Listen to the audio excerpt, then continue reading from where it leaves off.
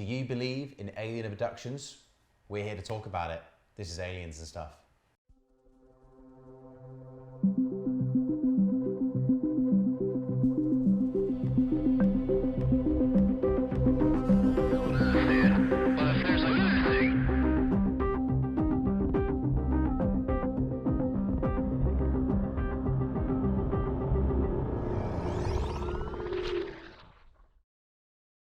Hi everyone, welcome to Aliens and Stuff. My name's Mike, this is Tom and Spence, and we're back in the studio, boys. Nice to be back, isn't it? Absolutely, it's been a while. It's been too long. It has. Too long. Guys, make sure you like, subscribe, and hit the bell notification. We've got lots of content coming out in the next few weeks. So, Tom, tell us who and what we are going to be talking about this week. We're going to be talking about the Travis Walton abduction case. Do you guys know about Travis Walton? Oh yeah. He's a famous one, isn't he? I mean... it was made into a film and... Yeah, Fire in the Sky. I mean, we talked about Betty and Barney Hill on a previous episode, and that was probably one of the other well-known abduction cases. Yeah, it's a little bit different. It takes place quite a bit after Betty and Barney Hill, but I'll give you a rundown, okay? Explain my points, and then we shall discuss. Are you ready? Sounds good. Right, so, Travis Walton, okay, was part of a logging crew, all right? Now, in 1975, he was out with 6 other members of his team, and they had a contract where they would log down a load of trees in order to be able to create distance from one section of a forest to another, just in case if a fire broke out, it would basically mitigate that, okay? It's not really important. However, after a long day of logging in the forest, they all decide to jump back into their truck, and they head on home, okay? Now, on the way, they see a little bit of a light in the sky. Could be a plane, could be anything, but it's along the road, right? But they all notice it and they all start looking at it. Anyway, so they get closer and closer. They decide to go and have a little bit of an investigate, and they get there and they see, as is described, a metallic type object in the sky emitting a light. Was it like a classic like disc shape, or? Yes, but it was quite bright and it was emitting a humming noise. You could almost say it was a fire in the sky. The reason why I've avoided using the word fire in the sky is because that was over-dramatised in the film, and that is not really as it's being explained, okay? So it wasn't a fireball, it was more like a metallic object. Yeah. Regardless, Travis decides, stupidly, to get out of the truck to take a closer look. He had like an urge to get out and have a closer look. And we've seen this before, Betty and Barney Hill. Barney obviously got out of the car, didn't he? Yeah. He wasn't sure why he ever got out of the car, but it was almost like he was summoned. I think the way Travis kind of worded it is he was young at the time and he was like, cool, what's this? And he wanted to get out. That was the reason why he got out. Anyway, so he gets out and there was no noise, but it was like a humming, but he reckons, looking back, it was more of a vibration, okay? Anyway, so he then gets closer and he then gets hit by this beam, right? That comes down, right? And he goes to the floor. Now, his 6 fellow workers panic and decide to leave him there, and they head off. At least they're good friends. Yep. Well, they're work colleagues, so I know we're all like work colleagues, right? Yeah. Anyway, so they heading down the mountain, and then they're arguing in the truck, like, look, we've got to go back for him. We have to go back for him. We can't leave him there. So they turn around, they go back. The UFO's gone. Travis is gone. So wow, the can't clearing's find him. Completely empty. Nothing there. Wow. Travis isn't there. There's no marks left there. There's no UFO. I can kind of see why they left, because this is a pretty frightening experience. It is. I think it was like oh god, we've got to get out of here. It's like a fight or flight, isn't it? So did they explain why they left him? Panic and fear. Okay. Yeah. So they then go down and they get to the nearest place which has a phone, so they can call the authorities. Right. So the police turn up, and the police actually believe the men, because these are like big burly men, right? They're loggers, right? Manly men, right? Not ones to cry in public. These men were distraught and they were in tears, right? Wow. So they were like, something definitely happened, right? Now, going on from this, there's a 5-day period, right, where Travis is missing. Okay? 5 days? 5 days. In that 5-day period, right, so I'm trying to give you an overview here. Yeah, sure. So in these 5 days, the men are questioned, ridiculed. The authorities automatically think that he's either been killed in an accident, they've tried to cover it up, or one of them's killed him, and they're all in on it. Well, they also tried, didn't they? From the research that I've done looking at this case, they sent dogs up to the clearing, didn't they? And they managed to track Travis' scent, obviously being in the truck, and then out of the truck walking towards the clearing. But then they scent weren't goes. able to track him. They couldn't track him, so He they were just searching for him. But they got the members of the crew and they split them up into separate groups, right? So loads of local helpers, authorities all went out in 6 different groups to scan the whole area. Wow. However, the authorities were talking to each of the men when they were separate, saying, "Look, just tell us where the body is, and we can all go home. We can sort all of this out." And the men were like, "No, you don't understand. Like this genuinely happened, right?" You can understand why the police would jump to that conclusion, though. 100%. And then there's the men were asked to take a polygraph test. If you don't know what a polygraph test is, it's a lie detector test, is what we commonly know it as. Okay, so they all go for a polygraph test, and they all pass except one, but he didn't finish the test. It was inconclusive. It was inconclusive because he didn't finish the test. Yeah. However, they got him back in to do the test, and he also passed, right? Okay. So all 6 of them passed, and we'll get onto polygraphs in a little bit, right? But they all passed. 5 days later, one of the guys gets a collect phone call, okay? And that's like a reverse call, isn't it? Like a reverse call. Obviously, they got different words for it. For in those different of us countries. old enough to remember what phone boxes and reverse calls are. Yeah, no. I don't think that I remember happens, using does one. it? My dad would never answer me like no. I'm But not anyway, surprised, to be fair. so he gets a call saying it was Travis. He thinks it's somebody taking the mick. But anyway, he tells Travis's brother, like, look, let's go head up there, right? They go up there and they find Travis. He's got like a 5-day-old beard on him. He's definitely lost a bit of weight. It's like he hasn't eaten for 5 days. And he's completely shook up and he's trying to remember what happened to him. He's wearing the same clothes that he left in as well, wasn't he? Absolutely. Now what I'm going to do is give you a brief overview of what Travis claimed happened to him when the guys left. Because this is important that Travis can remember, because a lot of people just explain in abductions, like a loss of time, you know, and like, well, I'm going to get on to remember that. anything that happened, but Travis didn't he? So a lot of people have missing time in abduction cases of a few hours, okay? He missed 125 hours. Wow. Right? So we're not talking like Betty and Barney Hill couldn't account for 4 hours of the journey. This is 5 days, right? Or near as damn it, 5 days, okay? So what did Travis claim happened to him, okay? He claims that he woke up after he got hit, right? So he woke up and he described it as like a white hospital type room, very clinical.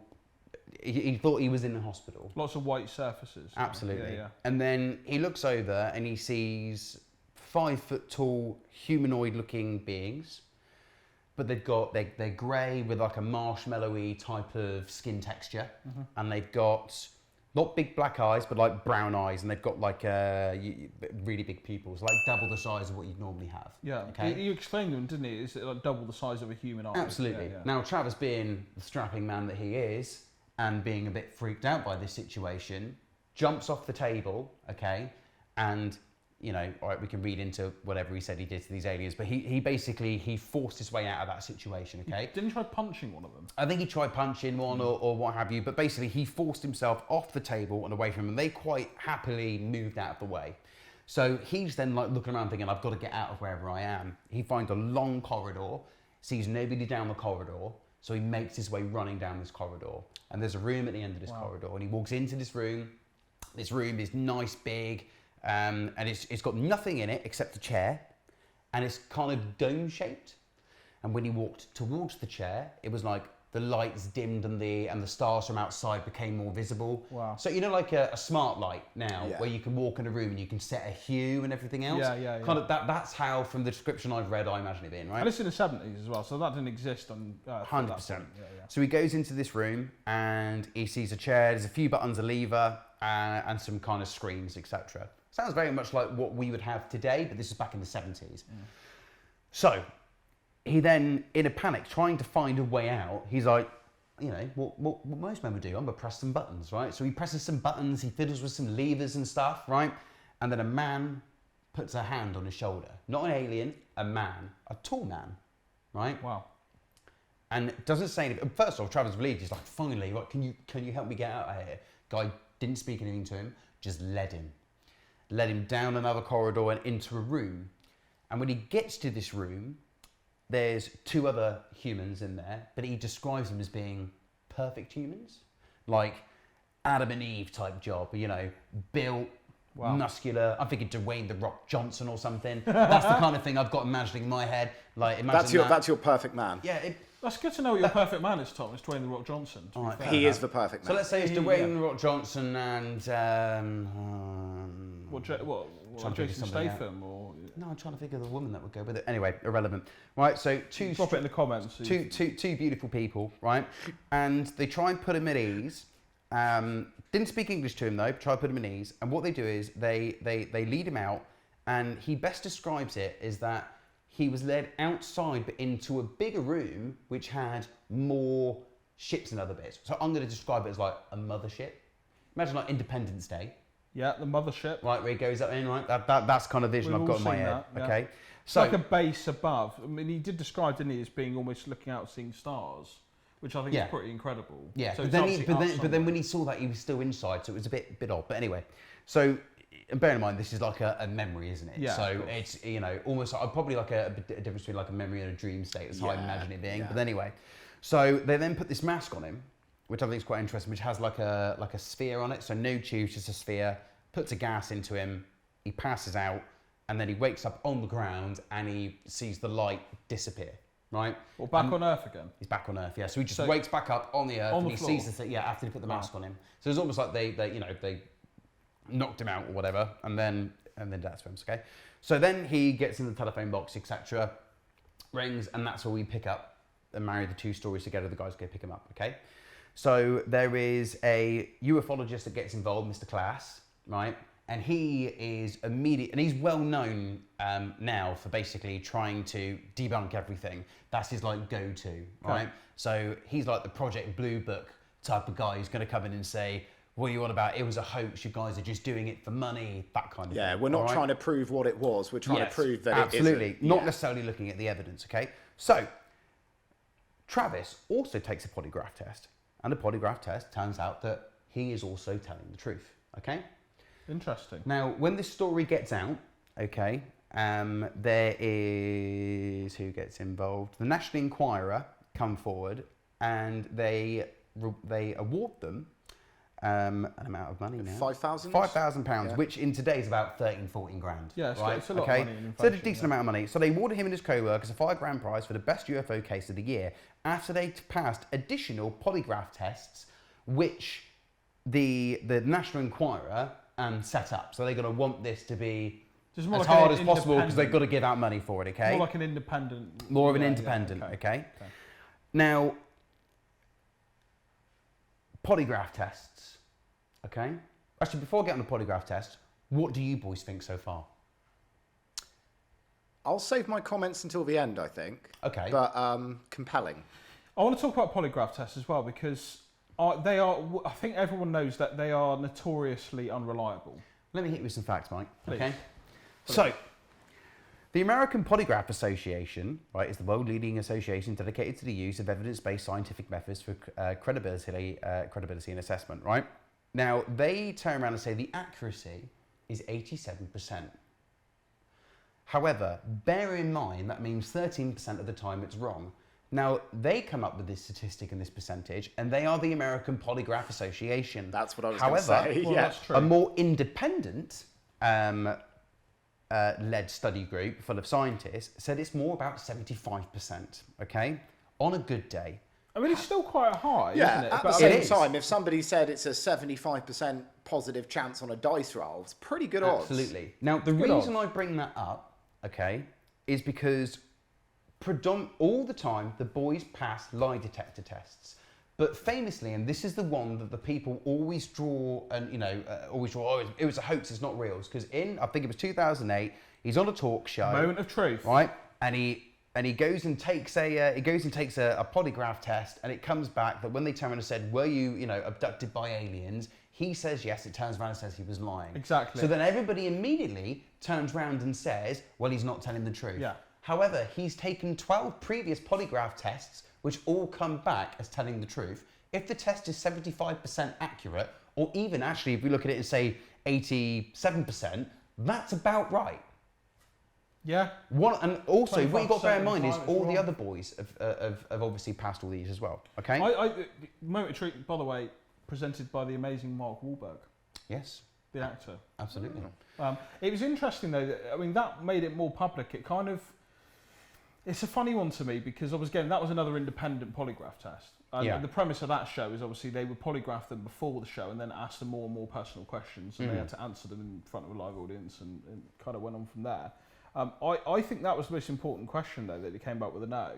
I do as well, to put my 2 cents in here, I question Travis a little bit because obviously there is certain techniques which are well known that you can do during a polygraph test which will make it more favourable to the result that you want. So certain breathing techniques and all this sort of stuff. Now I know what you're going to say, oh, they're loggers, why would they do this? There's a lot of money to be made, isn't there? As we've said in other episodes. $5,000. $5,000. But other book sales, of which his book came out, was a bestseller, as we know, of ways in which you can make money out of claiming that you've been abducted by UFOs. I question slightly Travis for that because he went very, very public. Well, he does, I mean, obviously we've But seen it him was on... very public already because the media were already there, so it couldn't not become But public. maybe that once it was planned. found. Yeah, well, it's, obviously he's been on Joe Rogan. He holds, although he does feature at some UFO conventions, but not loads. But he does hold his own convention. To be fair, he does, yeah. He does. Yeah. And it's very compelling, and there are a lot of people say it's a hoax, it's all a lie, and yes, you can train to have better chances of passing a polygraph test Or failing, depending on what you want to do. if you wanted to know how to cheat a polygraph test, how would you find out? In 1975. You wouldn't Google it, would you? Well, Absolutely. it would be a struggle to Google it in a the small mid-70s. town in Wasn't Arizona. Mr. Google around then? But also, what I will mention, this is in Arizona, which is not a million miles away from where the Phoenix Lights happen. Yeah. True. Phoenix, It's not- Arizona. yeah, Arizona. And I find it interesting as well. And also, the logging bit is near Navajo land. Because it is a Navajo So land, that's what I was about to say. it's I would say not. I don't think it's skinwalker related, but you're talking about an area that is known very much for UFOs. A guy claims he's got abducted. You've got multiple witnesses. They all pass polygraph tests. And one other bit, which I'd like to flip in there as well, is that the youngest guy who was on the team actually lied about his age. He was 17, but he said he was 18, right? Now, this young lad, class, went up to him and was like, look, I'll give you $14,000 if you turn around and tell me and tell everybody that it was a hoax. Now, in today's money, that's 48 grand. Yeah, that's a lot of right? money. He could have bought a house, been set for life at that time with that amount of money. He's like, no, because it happened. Now, if they were all after money, they got, $5 grand from the Inquirer, right? Split between them. Wouldn't you have gone, yeah, look, if we just say it was a hoax, we'll get the 14 grand, right? And then we'll split it even more, right? So I don't think money was the goal there for that reason. Yeah, you've made a very good point there, Tom. All I mean, right. that was a theory, because obviously in the previous episodes we talked about people that have actually made quite a lot of money from their experience, and it kind of it almost takes away a bit of credibility from them. 100%. I mean, I think you look at Travis as a man, he's very much a manly man, a logger. I don't think he's got much of a motivation to lie about it, but it's not to discount and say that he didn't, because he could have done.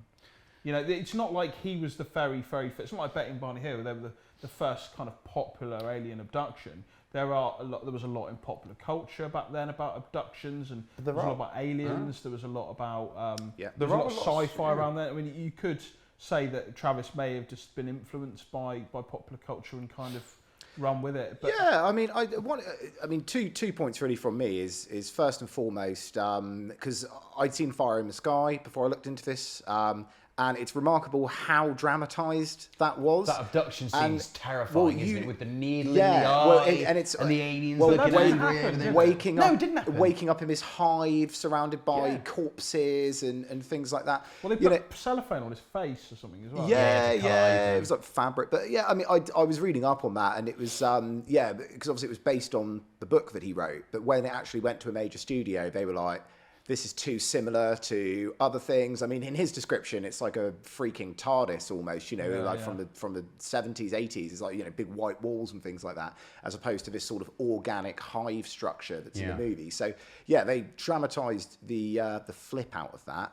Maybe they've taken some credibility away from his story then. Well, I mean, I suppose in a way it did popularize the story. But I mean, one of the bits of feedback that I've seen online, I suppose a criticism, is that people are saying, if it was so terrifying, and destroyed your life, why are you going out and talking about it? Why?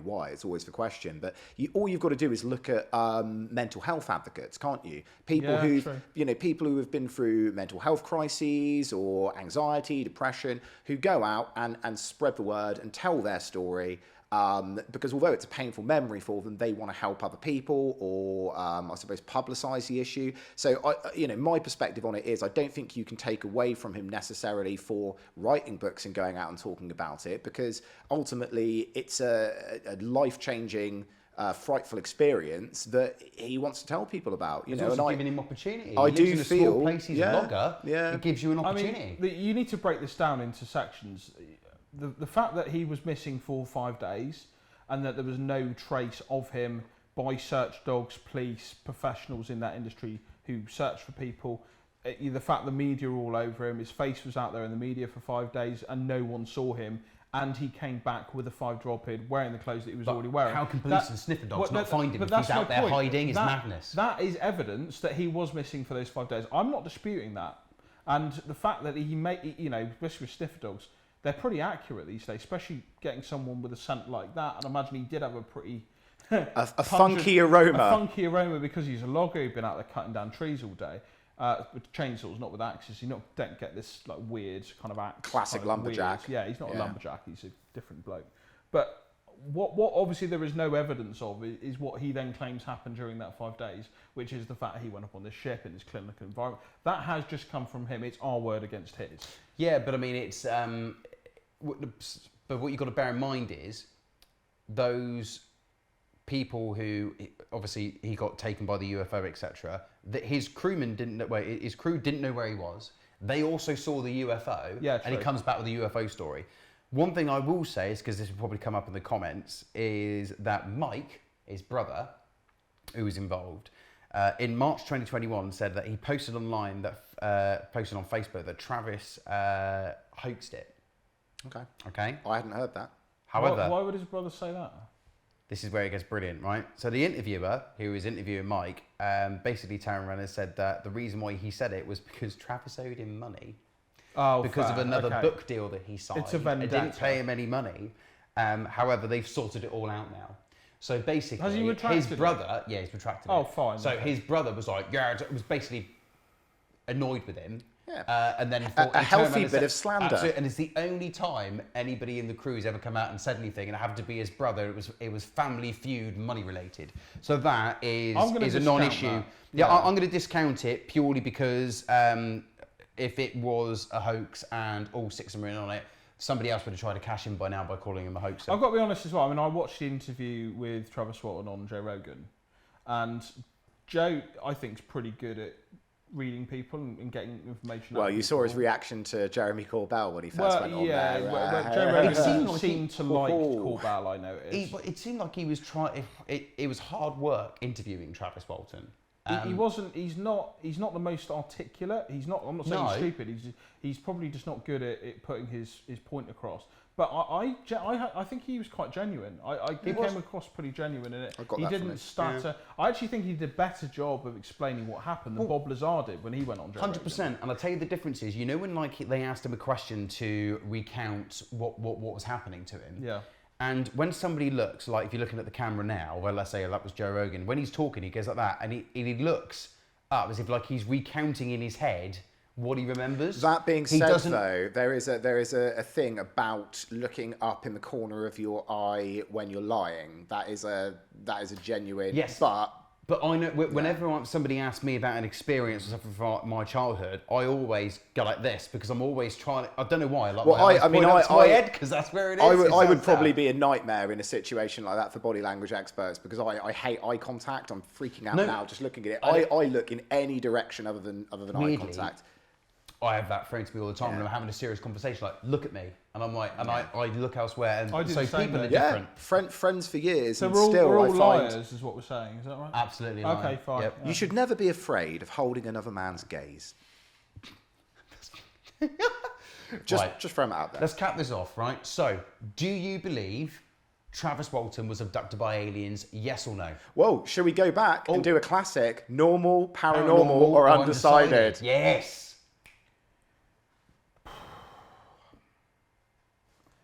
I think he was. I think paranormal. I'm paranormal though. I'm going paranormal. I think he was abducted because if you believe that aliens have been here and have been abducting people, if you believe that in the slightest whatsoever, how can you not believe this instance? I'm saying he was abducted. I'm not saying who it was by. It could be the government. Well, it could be potentially there were like humanoids there. Well, like the Betty and Barney Hill story, where it potentially could have been an MK Ultra experience. I was going to say it could be MK Ultra, but paranormal. Guys, there we go. Love it. That we've agreed on something. We've agreed. I brought something to the table that we all agree on. Yes. Tom did a very good job of that. I'm going home now. Well, cheers, mate. Right, cheers everyone for watching. Let us know what you think in the comments as well. It's a bit of a charged subject, Travis Walton, when we talked about it online. So let us know what you think. Remember to like, subscribe, and hit that bell notification icon. Cheers, everyone. Thank you.